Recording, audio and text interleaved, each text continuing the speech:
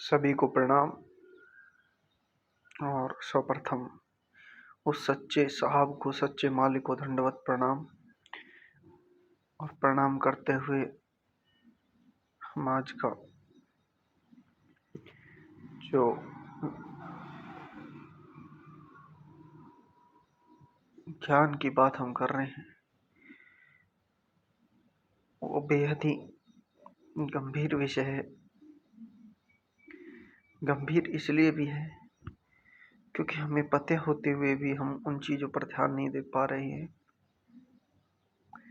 बहुत सी चीज़ें हम सोचते हमारे कंट्रोल में है, लेकिन सच तो ये है कि वो हमारे कंट्रोल में होते हुए भी कंट्रोल में नहीं है।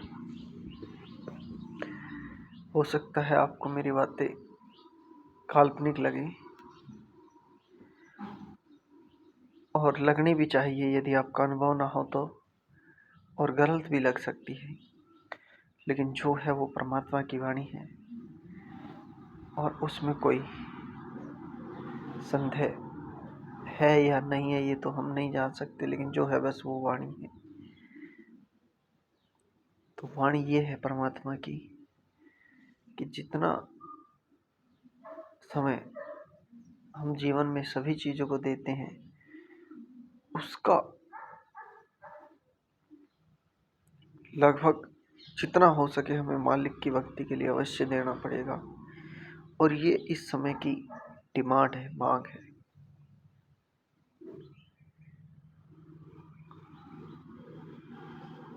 ये उस प्रकार है जिस प्रकार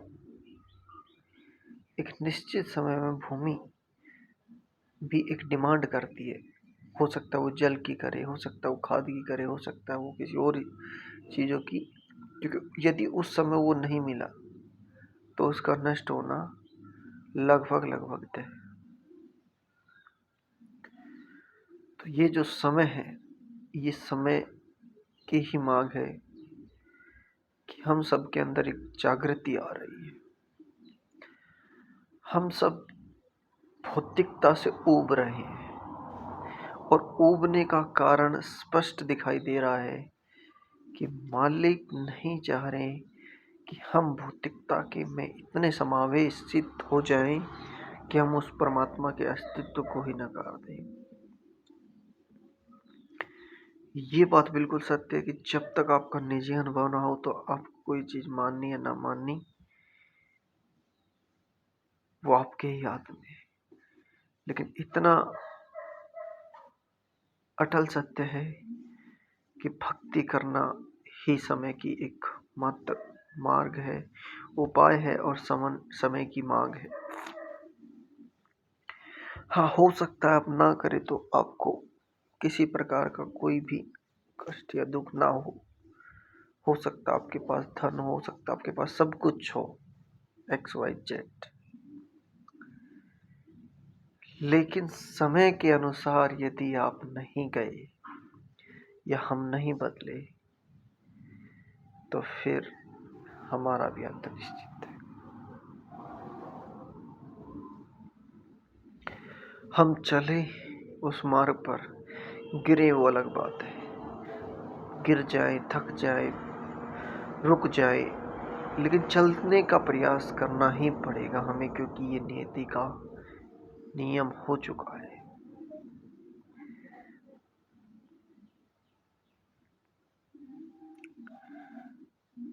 हो सकता है कुछ समय बाद कुछ होने वाला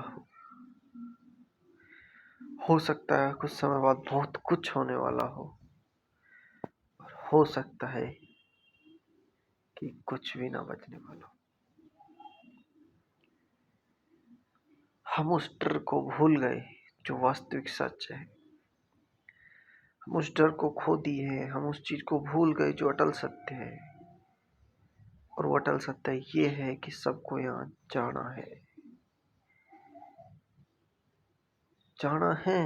हमें ये याद रखना ही पड़ेगा, क्योंकि जब तक ये हमें याद नहीं रहेगा हम उस परम पिता को याद नहीं कर सकते। जब तक वो नहीं कहेगा, वो नहीं चाहेगा, हम उसके पास नहीं जा सकते। 10 मार्ग है, अनंत मार्ग है भटकाने के, लेकिन भक्ति का केवल एक मार्ग है, एक सूक्ष्म मार्ग है जो सभी को मिलता ही नहीं। वो तो रहमत होती है उस पिता की, परम पिता की, कि वो किस पर वो रहमत की दया दिखाते हैं। हमारे सब भेद मिट जाएंगे। समय के आंधे में हर भेद मिटा देती है, चाहे हो ऊंचा और या हो नीचा, हर एक को मिला देती है। समय की आती है भाई।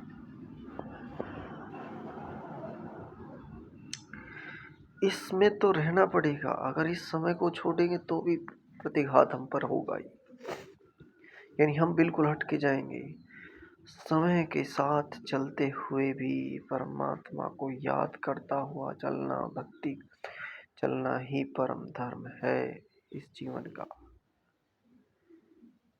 सब काम होते रहेंगे, लेकिन उसके साथ साथ परमात्मा की भक्ति तो मूल कार्य है।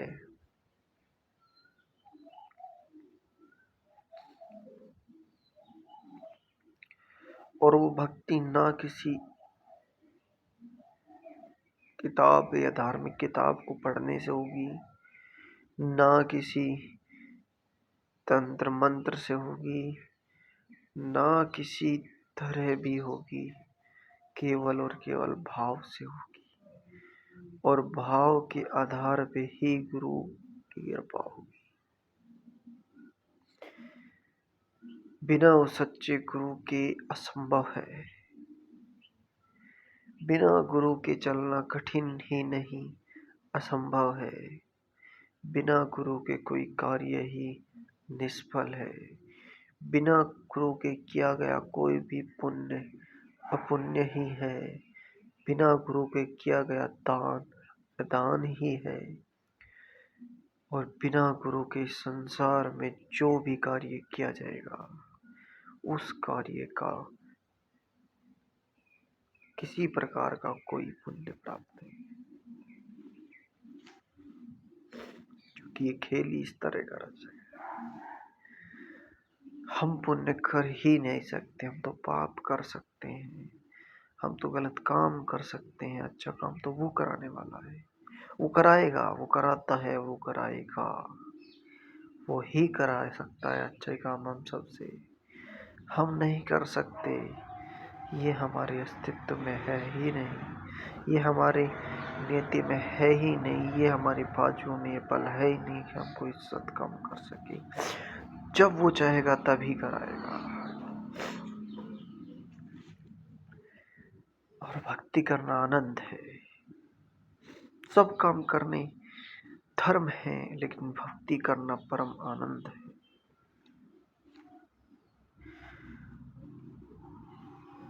तो जितना जल्दी हो सके इस मार्ग को चुन लीजिए, वरना तो आगे का रास्ता आप खुद देखिए कि क्या से क्या हो गया।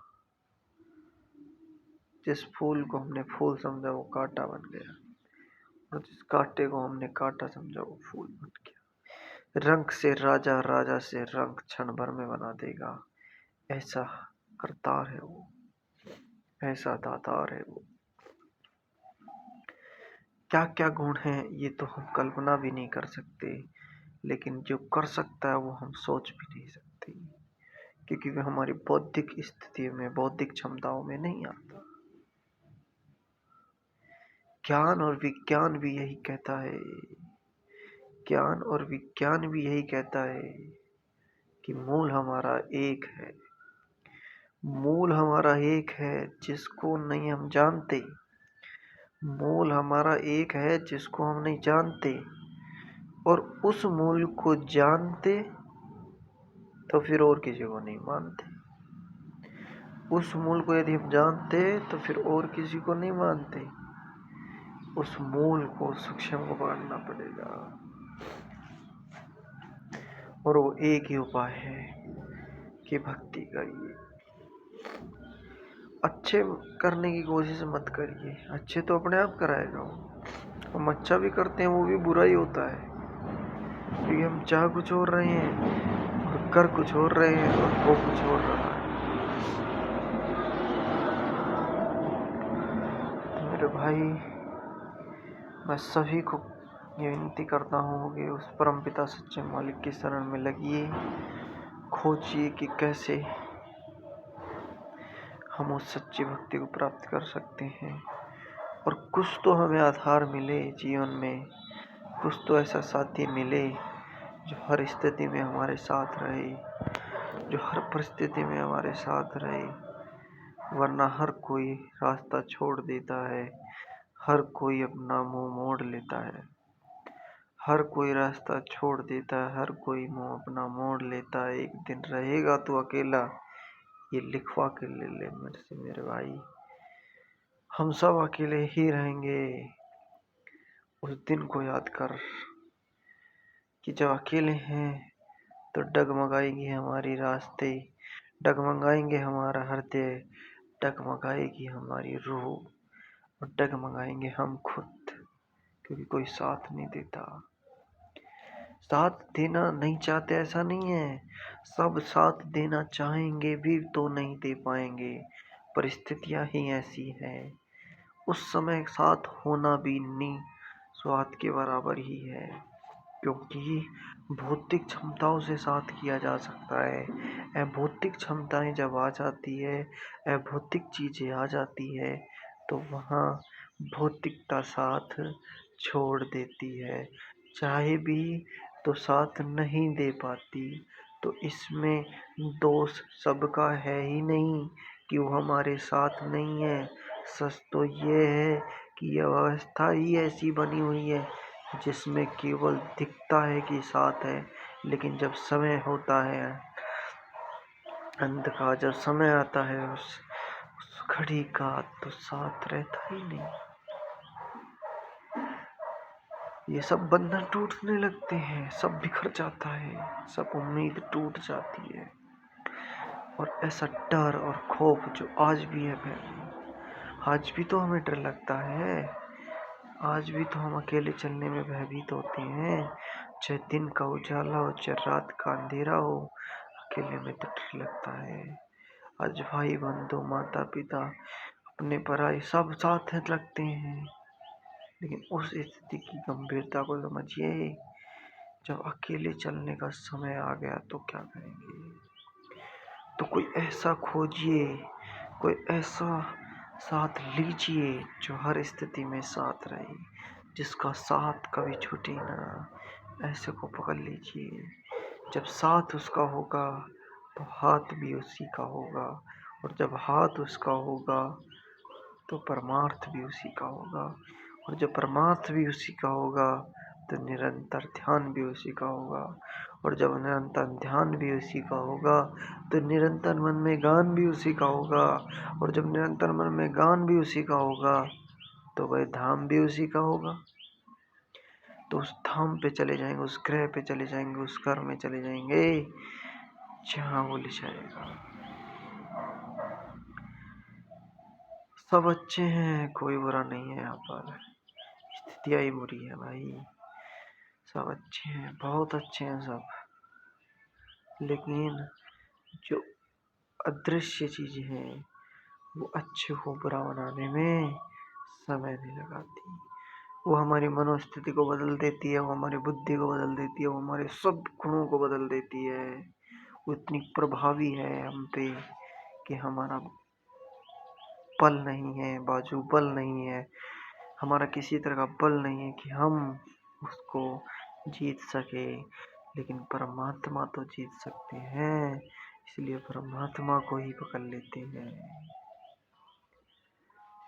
तो आपसे विनती है, यह अरदास है, खोजिए उस परम पिता को।